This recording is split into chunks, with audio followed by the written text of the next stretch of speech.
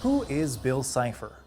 That's what we're going to find out today on the Church of Culture, where I take the gods and myths of popular culture as if they're real to learn more about mind, culture, and cosmos.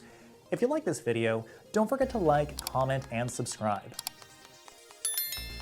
Bill Cipher is an Illuminati triangle-shaped chaos god from the world of Gravity Falls. Written by Alex Hirsch, Gravity Falls aired from 2012 until 2016 on Disney XD. It all began when our parents decided we could use some fresh air.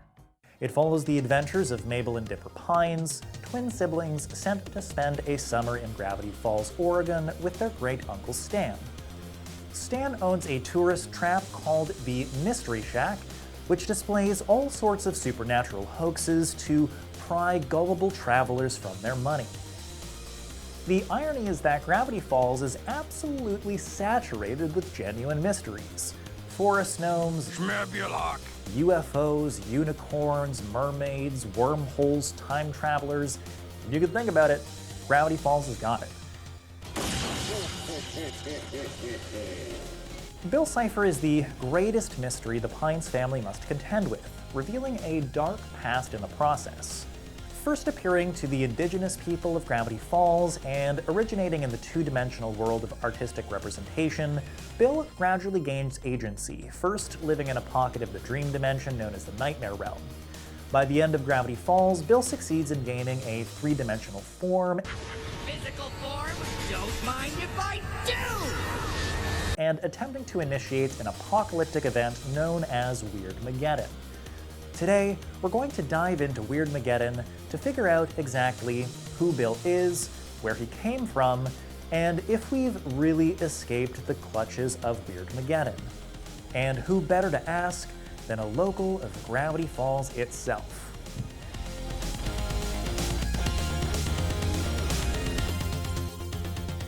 Hey folks, it's been a few years since Weirdmageddon hit our humble town, but boy do I remember it like it was yesterday. Bubbles of madness flying around at random, eye-bats freezing up the townsfolk and piling them in that frozen throne of agony. It's been tough for us to really process, but the strategy I found works best is to make peace with the idea that there are some things the human mind simply cannot comprehend. There's a limit to our imagination, and beyond it, there are great and horrifying things. Bill being one of them, of course. Since the incident, I've been doing some research to extend just how far the limits of my understanding can go regarding that freaky little triangle. My research has revealed Bill as the descendant of a genre of culture and consciousness that was refined in the 1970s. Media theorist Erik Davis calls this genre high weirdness.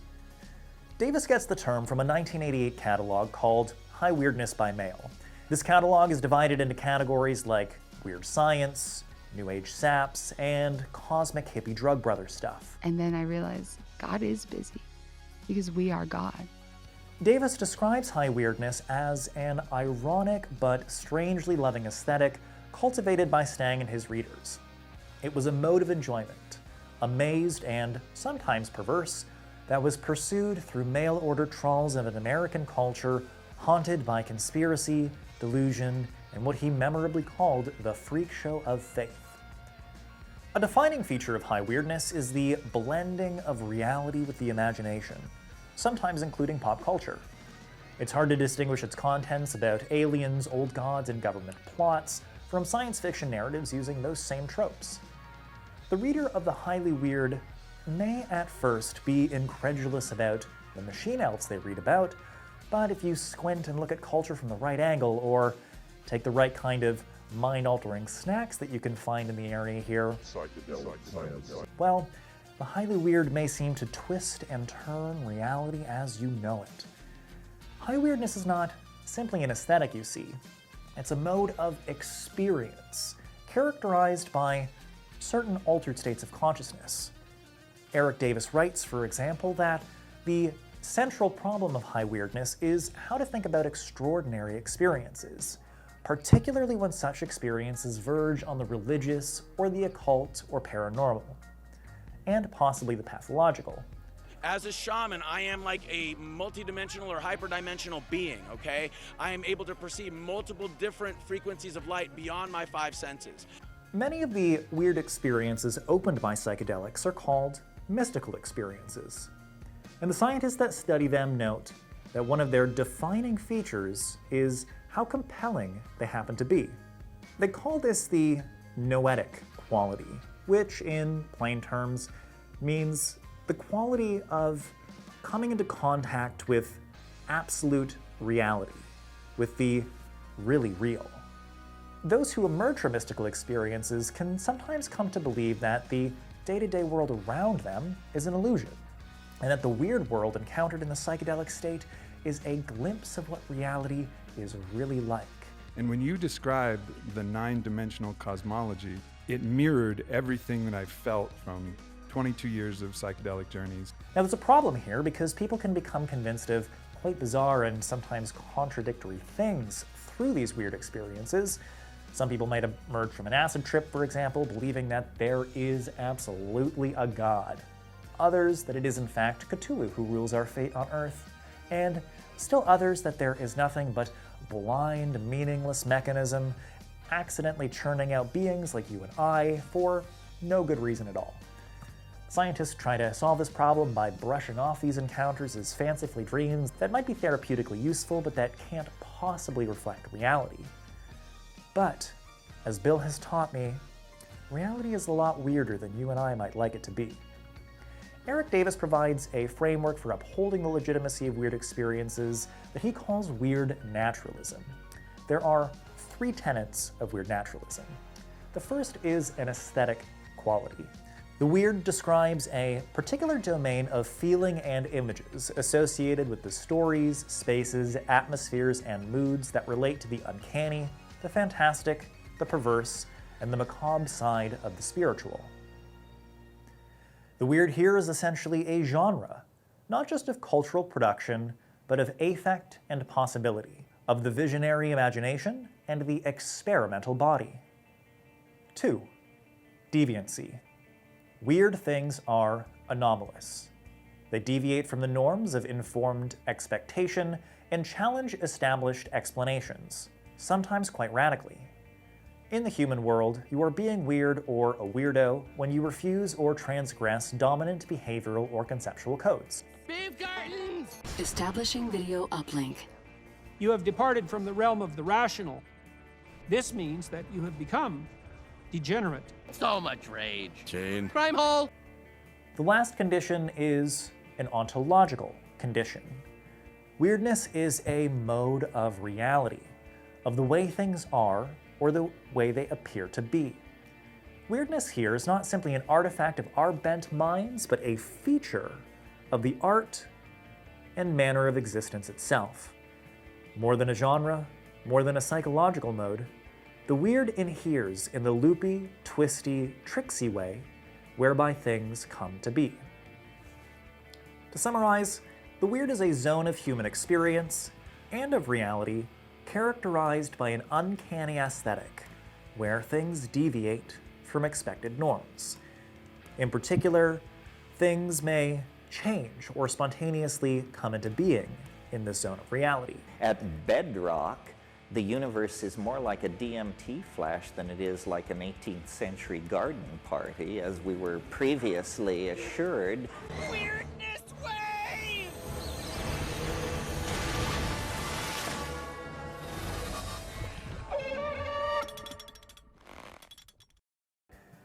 Gravity Falls is in effect a place uncomfortably close to this zone of high weirdness. It is why there are unicorns and black holes here, but not elsewhere in the United States. And we can't forget about Stan's twin brother Ford, of course. After all, Weirdmageddon had quite a lot to do with Ford messing around with Bill. Ford is a genius scientist who settled in Gravity Falls to study the weird physics of the region. Stan only settled here because his brother got lost in the nightmare realm after being tricked by Bill into building a portal between his world and ours. Ford refers to Gravity Falls' unique access to the weird as Gravity Falls' natural law of weirdness magnetism. While this law made it uniquely possible for Bill to gain a physical form and torment us here residents of Gravity Falls. Thankfully for the rest of the world, it also meant that Bill was not able to easily escape and infect the rest of the world with Weirdmageddon. This might be more complicated than I thought. More than being a simple chaos god, Bill is the god of the chaotic and destructive aspects of the weird. Now, the weird isn't universally destructive, of course. It's a source of creation, and from it flows inspiring enchantments, fairy folk, angels, miracles, and the mysteries of love. But Bill's heritage is in that domain of the weird pioneered by the likes of H.P. Lovecraft and taken up into the eerie and discomforting fictions of cosmic horror and science fiction. As an homage to his Lovecraftian heritage, we see a Cthulhu-esque monster terrorizing the townfolk of Gravity Falls. Lovecraft is, to this day, a poster child for all things weird. Lovecraft wrote that the one test of the really weird is simply this: whether or not there be excited in the reader a profound sense of dread and of contact with unknown spheres and powers, a subtle attitude of awed listening, as if for the beating of black wings or the scratching of outside shapes and entities on the known universe's utmost rim. When things get weird is when we realize that perhaps things are not as they appear to be. Perhaps beyond the surface of appearances, there are great and unnameable things controlling us. Come on, man. Just take my hand. Wait! Oh, this isn't real!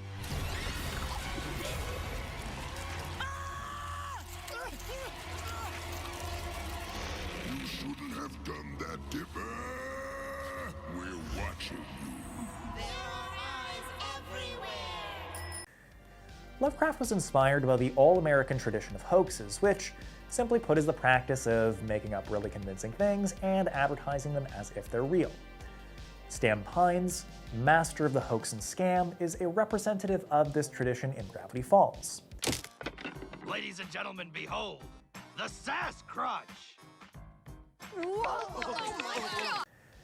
In the Mystery Shack, we find the Fiji Mermaid, a reference to the famous hoax by 19th century American trickster P.T. Barnum, who had the very same creature in a museum in 1842. It's not an actual mermaid. Part fish, possibly monkey bone, but we know that a lot of it is paper mache. Barnum owned a number of museums and circuses, and like Stan, made a number of fantastical hoaxes for profit. In the 1920s and 30s, Lovecraft strived to create fictions that were as convincing as America's famous hoaxes. Lovecraft cited the Necronomicon as a real historical source for many of his monsters, attributing its authorship to the mad Arab Abdul Alhazred. His writer friends also referenced the book, and they all referenced each other's monsters, creating the impression that they were all privy to some secret but true mythology. Lovecraft published his stories in magazines like Weird Tales, and the realistic style and cross-referencing between him and his friends managed to convince some of his readers that their stories were real. Some readers, intrigued about the possibility of a genuine lost mythology, wrote to Weird Tales asking the editors if they could provide further information on the secret legend or tradition surrounding Cthulhu and the Necronomicon. During this time, Lovecraft was not a terrifically well-known writer, but in the 1970s, many coming from or inspired by the psychedelic counterculture carried on Lovecraft's hoax legacy. Pranksters inserted entries for the Necronomicon into library card catalogs, and between the 70s and 80s, several Necronomicons were published that claimed to be translations of the real thing. The most famous, named the Simon Necronomicon after its supposed translator, has sold 800,000 copies to date. The power of highly weird fiction comes from its blending of the boundaries between fiction and the real. It draws the person invested into the story into a new world characterized by new laws of reality. Additionally, Bill's promises of freedom and power sound quite a lot like those Lovecraft promises will follow from the reign of his great and chaotic Old Ones. When the Old Ones rule, the time will be easy to know, for mankind will become as the Old Ones, free and wild and beyond good and evil. Listen, Ford, if you just tell me that equation, finally your dimension will be free. Anything will be possible.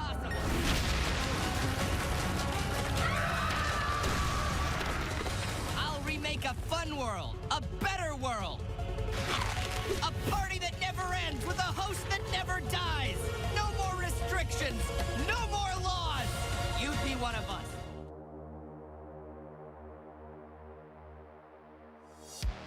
Remember, reality is an illusion, the universe is a hologram. Buy gold, buy! Conspiracy theories are a fundamental part of high weirdness.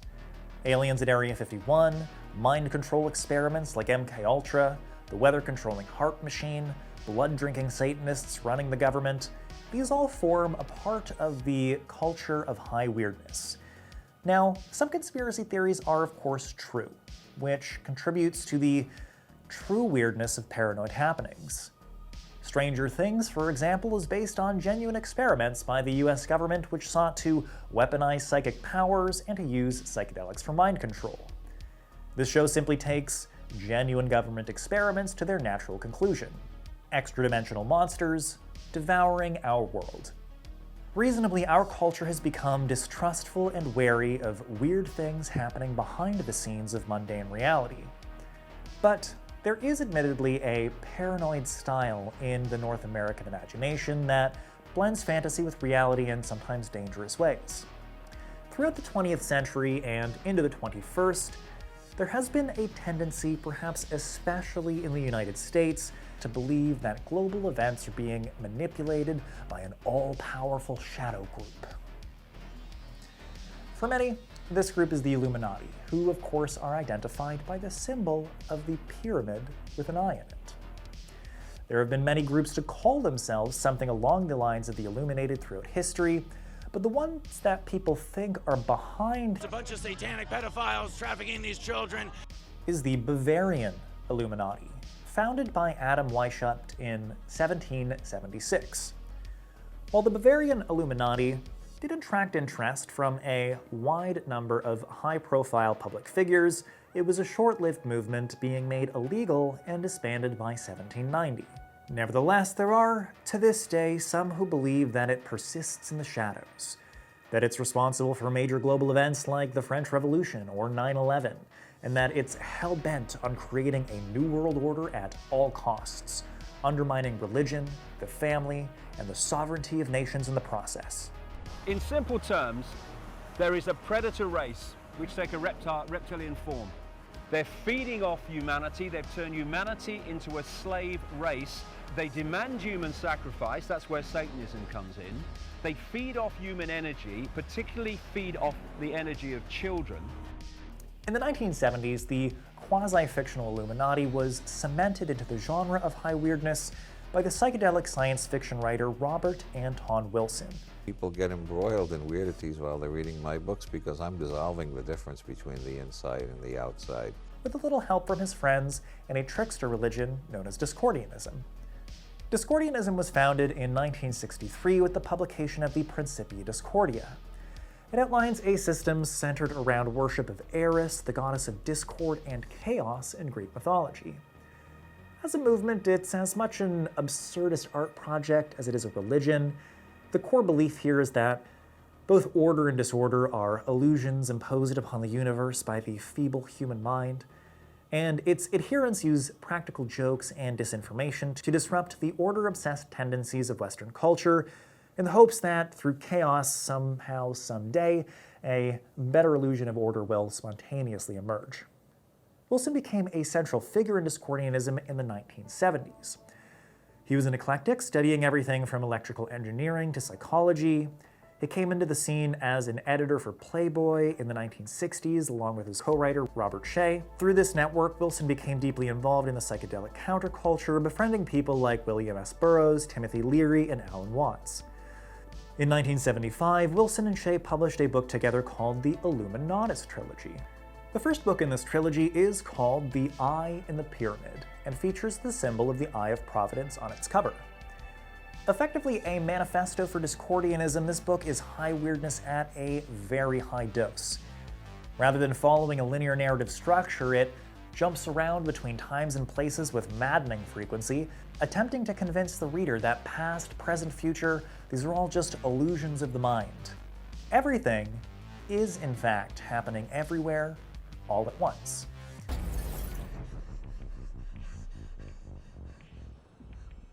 What's happening? This book attributes the whole of human history to a conflict between the Illuminati, who love order and imposing it, and the Discordians, who love chaos and disruption. Along the way, there are intelligent talking dolphins, Lovecraftian entities, satanic sex rituals, and, well, just about every weird thing one can imagine. But, consistent with the genre of high weirdness, Wilson and Shea were not content to leave their story on the page. They brought it into the real world with a project called Operation Mindfuck. Operation Mindfuck was a disinformation campaign targeted at the conspiratorial right wing, including anti-communist groups like the John Birch Society. The Birchers, who are still around today, have a reputation for supporting ideas involving globalist shadow networks corrupting good American society. Members of the Birchers happened to single out one of Robert Anton Wilson's friends as a potential member of the Illuminati. What got you involved in the interest in conspiracy theories in the first place? It started with a fellow I used to know named Kerry Thornley, who was one of the co-creators of the Discordian religion. Anyway, Kerry got indicted by Jim Garrison as one of the Kennedy assassination team. And then, to our great astonishment, a couple of years later, Kerry announced that he thought it was true. Then you're really involved in conspiracy theory when you got a friend who's accused of being an assassin, and he's accusing you of being the CIA mastermind. So you can't ignore the subject after that. Wilson's response? Send them letters on forged Illuminati letterheads to confirm their worst fears. Operation Mindfuck also coordinated people in calling into radio stations and newspapers, claiming Illuminati involvement for all sorts of world events and assassinations. In doing so, they sought to seed the cultural information matrix with a grand, practical joke, which was somehow supposed to initiate some grand shift in social perceptions, leading to some kind of psychedelic enlightenment. Before Bill Cipher, Shea and Wilson tried to initiate Weirdmageddon, but they instead called the process immanentizing the eschaton.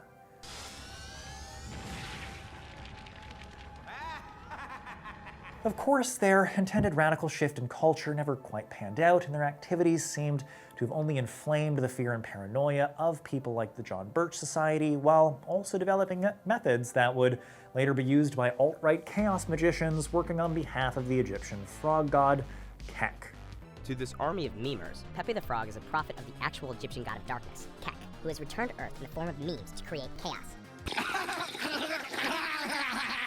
My research has led me to believe that, while Ford may have been a conduit, Bill couldn't have gained the power he did without an inflamed paranoid imagination, cultural chaos magicians, and the ripples of weirdness propagated by the influence of LSD, magic mushrooms, and mescaline having prepared the way.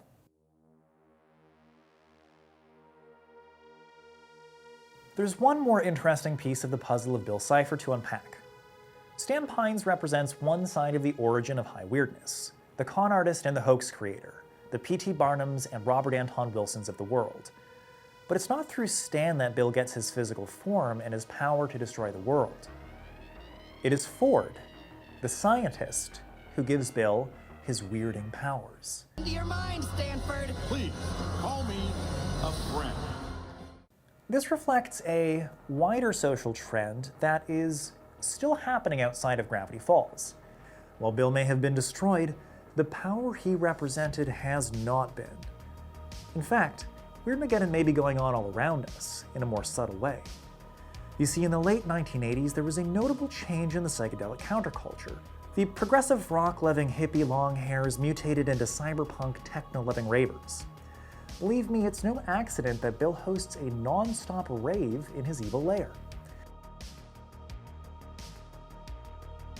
In the cyberpunk era of the 80s and 90s, the computer and its ability to generate fractals, the mathematics of nature, became a point of fixation for this iteration of the counterculture.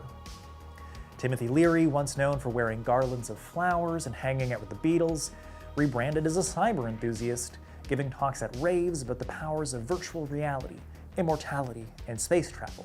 Because I've been writing about experiencing, wallowing in this field of cyberpunk. Terence McKenna became a part of this circuit as well, a saint of the raver culture to this day, whose dreamy talks about transcending matter through the acceleration of complexity can still be heard echoing through techno and psytrance music. Every electron is the yawning mouth of a wormhole that leads to quadrillions of higher dimensional universes that are completely beyond rational apprehension. McKenna is the source of the 2012 end of the world prophecy, which propagated throughout rave culture. Ravers believed that time was speeding up, and by 2012, it was believed that we would reach the transcendental object at the end of time, after which we would enter into a new form of life. Weirder, but better for those who could make it. But throughout the 90s, the rave was not just a hedonistic dance party. It was part of a global transition from the old world to the weird world. Like the Discordian eschaton, McKenna's prophecy could rightly be described as Weirdmageddon, and while it didn't seem to pan out quite so literally, the world as we know it today has been made all the weirder by the dreams of the cyberpunks. A 1994 book called Cyberia, Life in the Trenches of Hyperspace, describes how computer companies in California had a preference for hiring the long hairs, especially when it came to developing the user interfaces that we are all familiar with, such as the one through which you're watching this video. People who used psychedelics were useful for designing the digital interfaces of our new internet culture because, in Rushkoff's term, they were already comfortable hallucinating different realities. According to the spiritual mythology of the Siberian raver, cyberspace and the psychedelic space are one and the same. My ordinary field of involvement is with psychedelic plants and shamanism, and since that is the original virtual reality tradition, in other words, the shaman makes a voyage into a virtual reality. Psychedelics help us to get to the realm of weirdness internally, but the digital infrastructure of our global society allows that realm to leak in to the external world, transforming the mundane into the weird world of fractals, alien encounters, transcendence, and conspiracy theories. For the Siberians, things like virtual reality, hypertext, role-playing games, DMT, ecstasy, house music, fractals, sampling, techno-shamanism, eco-terrorism, morphogenesis, video cyborgs, etc., are what slowly pull our society, even our world, past the event horizon of the great attractor at the end of time. The internet was believed to be the neural network of a global brain that would allow us to transcend into a world of ecstasy and freedom. But, as with Bill's promise, this seems to have been something of an enchanting trick. Welcome to the internet. A random guy just kindly sent you photos of his cock. Stan and Ford Pines embody the strange union between the hoax and trickster culture of weird fiction and the psychedelic cyber scientists. It is the tricksters who laid the groundwork for Weirdmageddon, but is the scientist that gives it a body and makes it real. And while the Pines family may have succeeded in ridding the world of Bill Cipher, these two influences remain strong among us today. Be watchful, friends, for we have not truly escaped Weirdmageddon yet.